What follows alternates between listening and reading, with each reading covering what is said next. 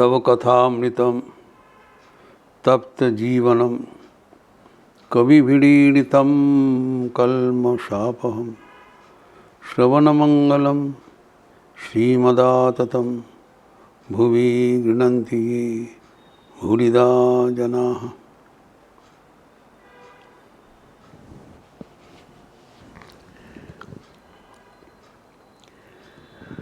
श्री रामकृष्ण कहते हैं कि ईश्वर को पकड़ के संसार में रहना, तब कोई भय का आवश्यकता नहीं होगा।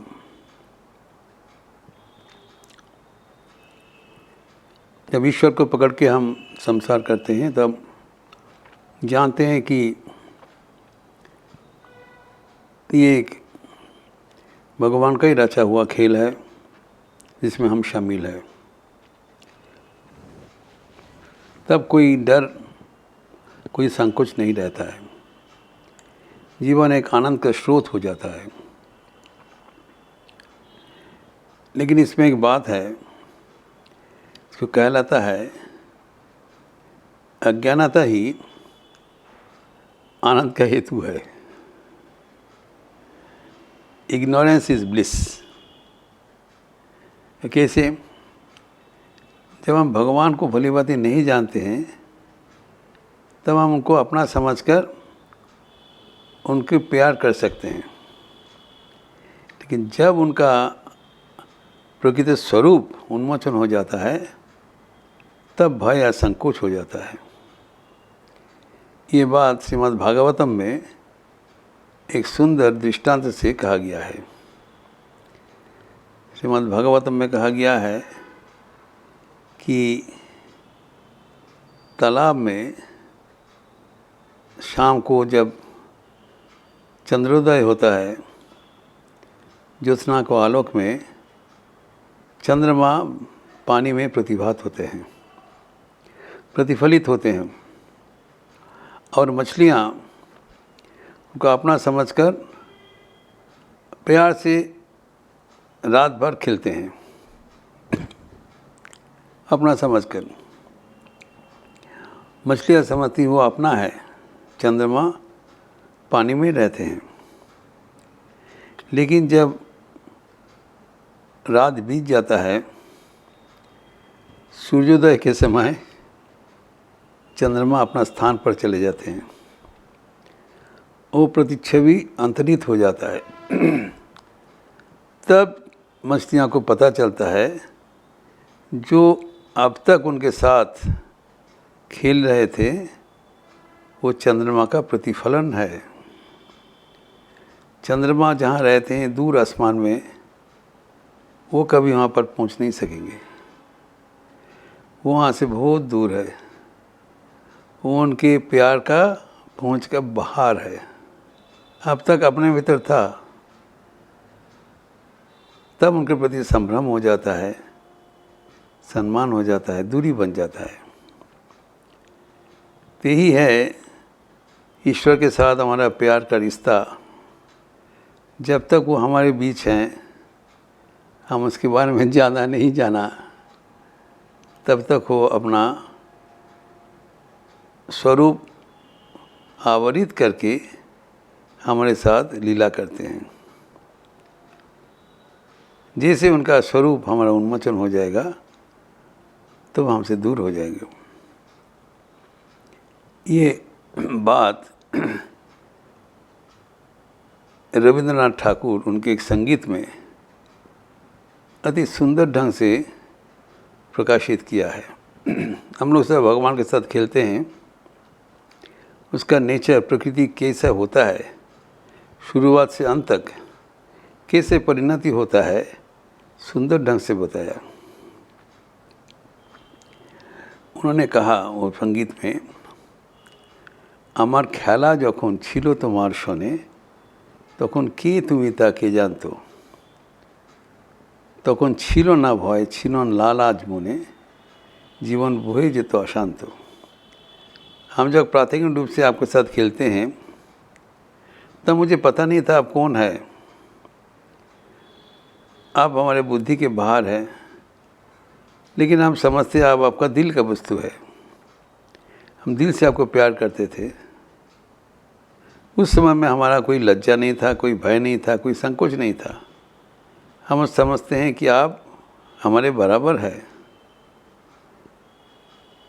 आप मेरे प्यार का वस्तु है, मैं भी आपको प्यार का वस्तु हूँ। उसका आगे कहते हैं, তুমি ভোরের বেলা ডাক দিয়েছ কত, যেন আমার আপন সখার মতো, তোমার সাথে ফিরেছিলাম ছুটে, কত না বন বনান্ত। आप उस समय में आपका सुबह में आपका जो आह्वान सुनकर मैं आपके साथ दौड़ते थे, खेलते थे, कितने वन वनांतों अत्यतिक्रम किया एवं हमारा जीवन अशांत होकर वो आनंद उठाते थे।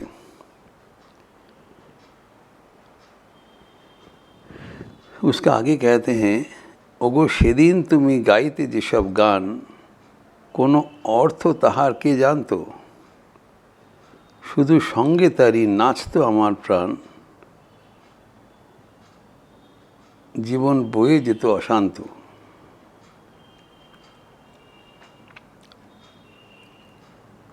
आप जो उस समय में जो संगीत प्रस्तुत करते हैं, मैं समझता नहीं, आपका वाणी मुझे समझ में नहीं आता था, लेकिन आपके जो आह्वान, आपके संगीत मेरे दिल को स्पर्श कर जाते थे, मैं तड़पते थे एवं जीवन हमारे गतिशील होकर प्रवहमान था। जहाँ आप ले गए हम चला, यदि भी आपको समझ में नहीं पाया, सिर्फ आपको हम प्यार करते थे, आप हमारा अपना था, इसीलिए हम आनंद में मशगूल था। जब लेकिन खेल समापन हो गया, हमारा जब चैतन्योदय हुआ, तब आपको देखकर हम चमकित हो गए। এখন খেলার শেষে আজ কি দেখি ছবি, স্তব্ধ আকাশ নীরব শশী রবি, তোমার পানে নয়ন করি নত, ভুবন दाঁড়িয়ে আছে एकांत। आज जब खेल समापन हो गया, हम आश्चर्य के देख रहा हूँ कि आपको प्रति सम्मान से, संभ्रम से जो आकाश है, जो चंद्रमा है, तारका है, सूर्य है, वो स्थिर हो गए। संभ्रम से आपको इतना उन लोग आपका ज्योति से प्रभावित है, बहुत दूर से आपको प्रणाम कर रहे हैं एवं सारी दुनिया भुवन आपसे दूर होकर आंखें नमन करते हुए, आंखें नीचू करके हुए आपको प्रणति प्रदान कर रहे हैं। मैं कहाँ हूँ जहाँ चंद्र सूर्य भुवन आपको इतने सम्मान प्रदर्शन कर रहे हैं, मैं तो कौन छोटा से छोटा हूँ। तो आपके साथ मेरा दूरी पहले कभी नहीं था, अब ये दूरी महसूस होता है, इसीलिए मैं वो प्यार का रिश्ता अभी हमारे लिए अतीत हो गया। तो भक्त नहीं चाहते हैं भगवान को जानने के लिए, जो भक्त है वो ज्ञान नहीं चाहते हैं। जो माँ यशोदा गोपाल को प्यार करते थे,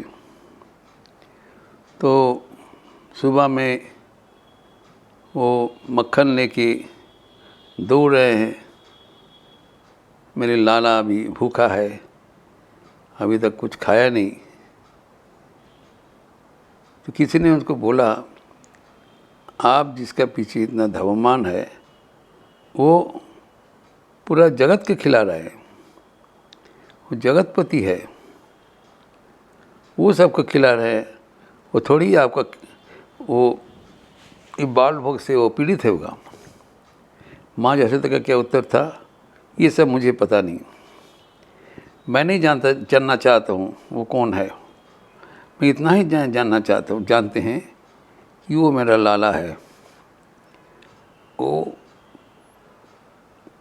मेरे प्रति निर्भरशील है, मेरे बिना वो नहीं रह पाएगा। ये अज्ञान है, लेकिन भक्त ये अज्ञान रखने चाहते हैं।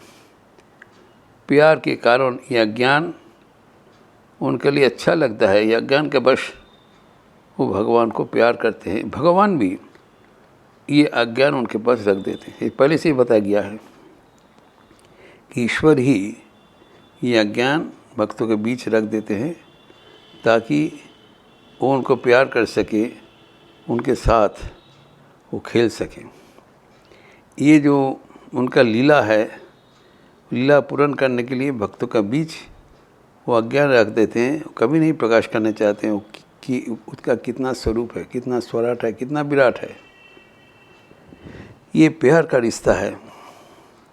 तो यद्यपि भगवान के साथ हमारे प्यार का रिश्ता है और ये न केवल आनंद का रिश्ता है, प्रेम का रिश्ता है जो हमारे जीवन को भरपूर कर देते हैं, तृप्त कर देते हैं, आनंदित कर देते हैं।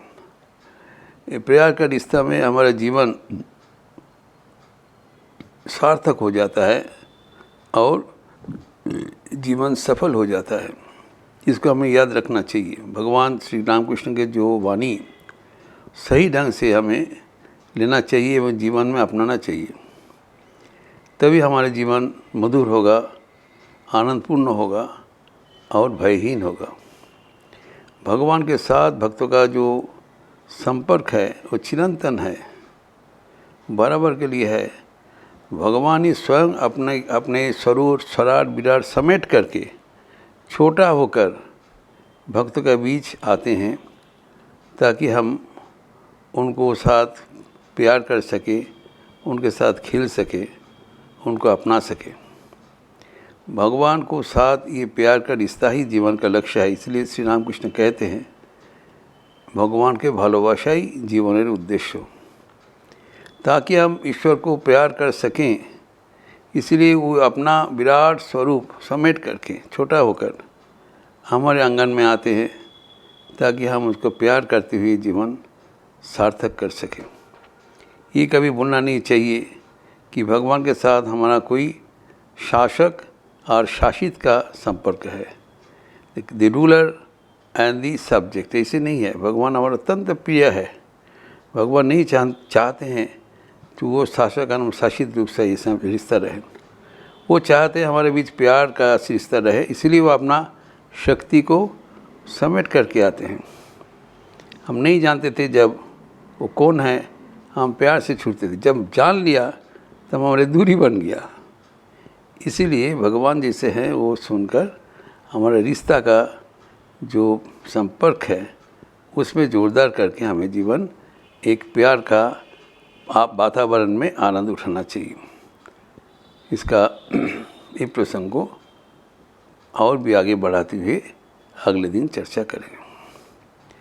ओम शांति शांति शांति।